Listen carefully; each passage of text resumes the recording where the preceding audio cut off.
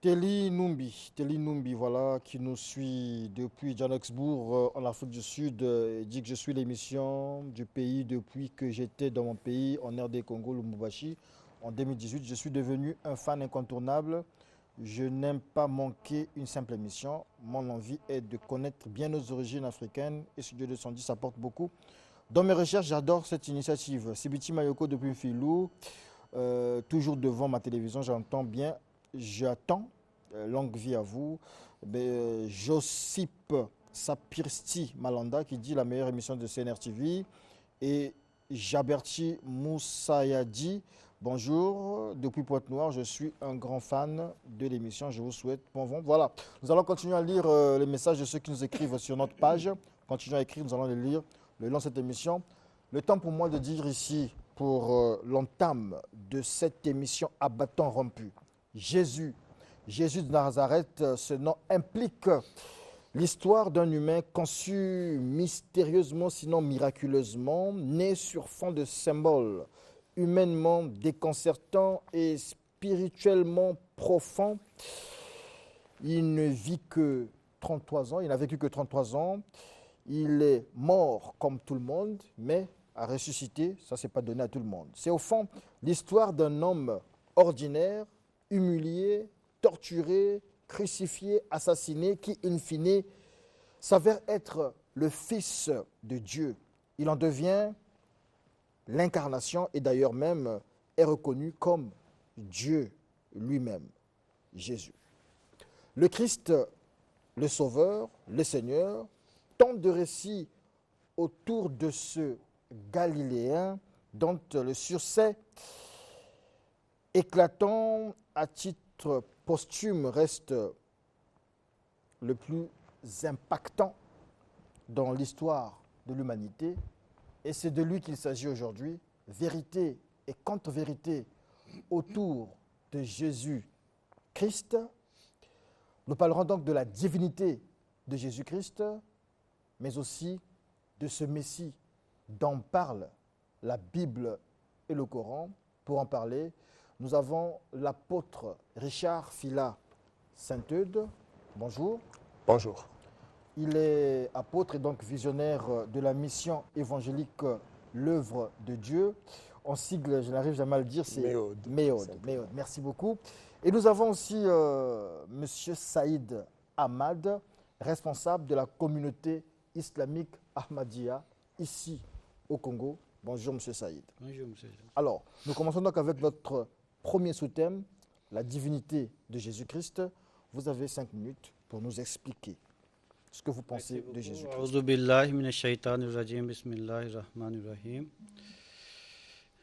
Avant de commencer, il faut que nous sachions qu'aujourd'hui, nous allons présenter 2 livres. Les chrétiens, ils présentent l'Ancien Testament et le Nouveau Testament comme leurs livres saints. Et l'islam, il présente le Saint-Coran comme le livre saint révélé de la part de Dieu. Maintenant, comme toutes les réclamations de quelqu'un doivent sortir dans le livre saint, ce n'est pas que le livre saint est bouche bée, mais seulement les bouches des hommes qui parlent. C'est ça qu'on doit respecter seulement le livre saint par rapport aux sujets qu'on nous a donnés. D'abord, quand nous parlons de Dieu ou Allah dans le Saint-Coran, Dieu a déclaré « Je suis le Créateur, je suis Allah, c'est moi qui ai créé les cieux et la terre et tout ce qui se trouve dans les cieux et de la terre. » Et il a dit qu'il est unique, comme chapitre 112, surat Ikhlas, « Qul huwallahu ahad » il est unique. Dit, il est Allah unique. Dieu a plusieurs attributions, comme il est Khalik, le créateur, il est Malik, le maître, il est Rahman, comme le gracieux, Ar-Rahim, comme la miséricordieux, il est Qadir, il a tout pouvoir. Et il est véridique quand il promet avec ses messagers, ça ne manque pas qu'il ne réalise pas ce qu'il a promis avec ses messagers. C'est ça notre Dieu du Saint-Coran. Quand nous regardons tout ce que Dieu avait promis avec les messagers, comme Dieu a promis dans le Saint-Coran, Kataballahu la'aghlabanna ana wa rusuli, que Dieu a décrit que moi et mes messagers qui vont prospérer. Il avait promis avec le prophète Mohammed sallallahu alayhi wa sallam que Wallahu yasimuka minan nas, que Dieu va te protéger contre les gens. Et Dieu avait promis avec le prophète Mohammed sallam inna fatahna kala fathan mubina, que tu auras une grande victoire. C'est ça que le prophète Mohammed sallam, avant de quitter la terre, il avait la victoire de la Mecque. Quand nous regardons Isa, selon le Saint-Coran, c'était un messager de Dieu qui était venu pour les enfants d'Israël. Jésus n'a jamais déclaré qu'il est le Dieu, le Créateur, selon le Saint-Coran. Plutôt, le Saint-Coran, il a dit que les gens qui disent que Dieu a un enfant, c'est une parole tellement tranchante qui peut déchirer la terre et le ciel. C'est ça que Dieu a dit, que ce sont les mécréants qui disent que Dieu a un enfant. Dieu n'a pas des enfants pendant qu'il n'a pas une femme. Comment il peut avoir un enfant? Et quand nous regardons la Bible, comme le christianisme est basé sur la Bible, nous remarquons que chaque fois que Jésus parle, il parle fils de l'homme, fils d'Adam, fils de Marie. Et quand Matthieu 1:1, il dit Jésus, fils de David, fils d'Abraham. David était un homme, Abraham était un homme, Marie était une personne, une créature de Dieu de cette terre. À ce moment-là, Jésus ne peut jamais être un Dieu. Deuxièmement, depuis que Dieu a créé le ciel et la terre, ce que nous avons remarqué, ce que nous avons vu, chaque espèce éléphante seulement qui se lui ressemble. On n'a jamais vu un lion, il a enfanté un jour l'éléphant, ou le serpent, le chien. L'homme, toujours l'homme, les chiens, toujours les chiens, les éléphants, toujours les éléphants. Maintenant, s'il n'y a pas, depuis que Dieu a créé le ciel et la terre, une telle pratique que parfois Dieu changeait l'espèce de quelqu'un, mais comment nous pouvons accepter qu'une femme de ce monde qui avait enfanté un enfant de Dieu qui s'appelle Jésus? Ça, ne pouvons pas accepter cela. C'est contre la nature de Dieu. D'accord, merci. Apôtre Phila, et donc le temps de parole, donc l'introduction de M. Saïd a pris fin. Et donc, il est temps pour vous, apôtre Richard Phila Sainte-Eude, de nous édifier sur la divinité de Jésus-Christ. Votre mot introductif, 5 minutes. Merci. J'accepterai d'être un peu plus fondamentaliste aujourd'hui, modéré, je veux dire. Je suis d'accord quand il place les livres, la Bible et le Coran comme base. J'espère que nous ne sortirons pas de ces deux bases. Et puis l'histoire aussi et la culture générale pourront nous aider à cet effet. Alors, je partirai de ce qu'il vient de dire. Et j'aurai en même temps une question tout à l'heure, après avoir posé mes fondements. Alors, il a dit en passant, il croit aussi que la Bible, sinon pour tout musulman, ils savent que ne fût-ce que la Torah est sacrée, s'ils douteraient du reste. Donc, avec lui, je m'accorde à placer ce fondement, donc je resterai d'abord sur la Torah, donc les 5 premiers livres de la Bible qu'eux, ils reconnaissent si bien. Donc, moi, je ne perds pas mon objectif. Je suis ici depuis quelque temps, je poursuis un but. Dernièrement, j'étais sur l'initiation à la divinité. Et en traitant de ce thème, je ne peux pas ne pas parler de la divinité de Christ, parce que là-dedans, le plus important, ce n'est pas pour nous de démontrer que Jésus-Christ est Dieu, parce que lui-même, quand il est venu, il n'a pas tenu à démontrer cela, sauf à ceux à qui il a voulu se révéler comme Dieu. Le plus important dans la divinité de Christ, ici, je profite de dire que je ne m'adresse pas à lui directement ou seulement, mais je m'adresse à tous ceux qui nous suivent, de ne pas verser dans la distraction des débats stériles. Je voulais rassurer les chrétiens que tu peux ou ne pas avoir tous les arguments bibliques pour défendre ta conviction, mais garde la conviction que Jésus-Christ est Seigneur et il est Dieu. Laissez-nous le temps pour nous qui avons un peu d'exégèse de défendre à votre place ce que nous nous sommes permis. Alors, je parlerai en même temps de cet objectif initiation à la divinité, parce que je sais que par la divinité de Christ révélée dans la Bible, en parole, en acte, et puis en conformité avec l'Ancien Testament, confirmé par le Nouveau Testament, le but, c'est de nous amener à cette initiation à la divinité, être comme Dieu, comme des fils de Dieu, être comme Dieu, comme la Bible le dit dans Psaume et ailleurs. Vous êtes, dans Psaume 82, le verset 1 jusqu'à 7, vous êtes des dieux. Et donc, l'importance de la doctrine de la divinité de Christ a pour fondement de nous amener à ressembler à notre Dieu. Comme il n'y avait personne sur la terre pour montrer l'exemple dans notre langage, nous avons décodé cela, que Dieu s'est fait homme, il est devenu son propre fils.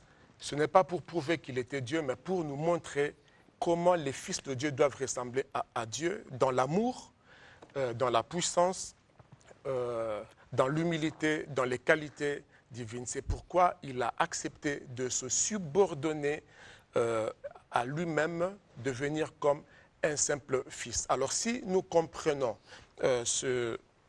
cette approche que la théologie appelle le fonctionnalisme, un seul Dieu, mais dans des dispensations, dans des révélations différentes dans le temps et dans l'espace. Si nous posons ce fondement, ça va un peu démystifier la divinité, parce que la Bible reconnaît que Christ, c'est un mystère. Il n'est pas à la portée de l'intelligence humaine, sauf cas de révélation. Comme il a dit dans sa parole, personne ne connaît le Fils si ce n'est le Père, et personne ne connaît le Père si ce n'est le Fils, sauf à celui à qui le Fils lui-même veut se révéler. Alors, je tenais à poser ce fondement, qu'ici, il est question d'un mystère qui ne s'aborde pas avec l'intelligence humaine, il est question de la révélation, il est question du Saint-Esprit. Alors, si cela est posé, on pourra suivre tout à l'heure. Merci beaucoup. Apôtre, vous avez dit tout à l'heure que vous aviez une question. C'est bien cela? Oui, j'ai une question. Vous pouvez la poser. Je voulais qu'il me rassure qu'il croit en la Genèse. Parce que, en tant que fondamentaliste, je repartirai au fondement de chaque... Est-ce que vous croyez au livre de la Genèse? Oui, je pense que quand il vient de dire que selon le Saint-Coran, il accepte l'Ancien Testament. Quand le Saint-Coran il le confirme qu'il accepte, à ce moment-là, je ne peux pas refuser. D'accord. Vous comprenez? Alors, moi, la question que je vous pose, qu'est-ce qui vous prouve? Montrez-nous dans la Bible un élément qui montre que Jésus-Christ, Jésus n'est pas Dieu. Voilà. Vous voyez, d'abord, quand il a parlé d'Ancien Testament, l'Ancien Testament est rempli de l'unicité de Dieu. Par exemple, vous regardez le Derva 19-15, Psaume 86, 8, 10, Deutéronome 33, 26, 6 à 4 à 6. Tous les versets qui présentent l'unicité de Dieu. Et quand nous regardons le Nouveau Testament, là où le christianisme est basé, et aussi il parle de unicité de Dieu. par exemple, Acte 17, 23, il dit à un Dieu inconnu, ce que vous révérez sans les connaître, c'est ce que je vous annonce. Jean 17, 3, il dit, quand on pose la question chez Jésus, Jésus lui-même, il dit, la vie éternelle, c'est qu'ils te connaissent, toi, le seul vrai Dieu, et c'est lui que tu as envoyé, Jésus-Christ. Ce que tu as envoyé, Jésus-Christ. Cela signifie qu'ici, Jésus accepte qu'il est envoyé de Dieu. Maintenant, il faut que les hommes doivent connaître seulement à Dieu à qui ils vont adresser leurs prières. Maintenant, quand il parle de l'Ancien Testament, c'est ça que j'avais dit, pour approuver quelque chose, il faut que la personne lui-même, il a réclamé. Vous comprenez? Et ce livre aussi doit lui soutenir tout ce qu'il a réclamé. Si Jésus avait dit que le Dieu, est-ce que se trouve dans la parole de Jésus? Deuxièmement, quand il va se baser sur les Genèse ou les autres livres anciens dans le Torah, est-ce que les Juifs, dans leur croyance, ils attendaient qu'un jour, un Dieu qui viendra pour nous sauver? D'accord, alors si je comprends bien, vous avez parcouru la Bible, vous n'avez pas vu là où Jésus... C'est-à-dire, j'ai dit d'abord, c'est les Juifs qui ont reçu Jésus, non? Jésus dit que je suis venu pour les chercher début perdre la maison d'Israël. Dans les croyances des Juifs, est-ce que le Juif, il attendait qu'un jour Dieu lui-même, il va venir? D'accord, autant de questions que vous posez, autant nous allons donner la Maintenant, parole. est-ce que le terrain est fini? Oui, on n'a pas pris ce temps-là parce que si on va dans ce registre-là, on ne va pas s'en sortir. Et donc, je préfère mener les débats comme ça. Apôtre Phila, vous avez suivi M. Saïd Ahmad qui pose autant de questions. Réaction. Ok. Si juste on peut redéfinir autant pour les Juifs que scripturairement dans la Bible, la notion du Fils, je dirais que les vrais Juifs, ils savaient que ce n'était pas donné à tout le monde, je suis d'accord, d'être fils de Dieu. Alors, les Juifs aussi savaient que dans Psaume 2, par exemple, qu'il est écrit que Dieu a enfanté. Ils croient aussi au psaume. Le psaume, on dit Dieu. Et ce psaume est repris, c'est Psaume 2, hein. Et puis ce psaume est repris dans Hébreux chapitre 1.